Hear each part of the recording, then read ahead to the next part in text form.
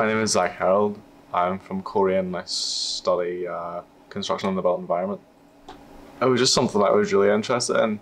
I done construction as a GCSE and it was one of my highest marks. And I definitely enjoyed the technical aspect, like all the design drawings and all that.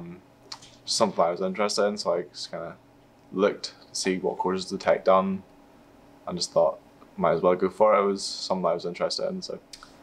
Well, there was a lot of different subjects that we studied within the course, especially ones in like first year and the ones now. Um, but yeah, especially with this year, there was a lot of like online work. You can go to health and safety, like legislation with the building regulations, just everything from like materials and like the design process, like the RIBA plan of work and all that. Yeah, no, I definitely plan to do the foundation degree next year. Um, I just think for me it's better than going off to uni. Um, for what I'd planned to do, it just makes more sense rather than going to uni and just being in a lot of student debt, honestly.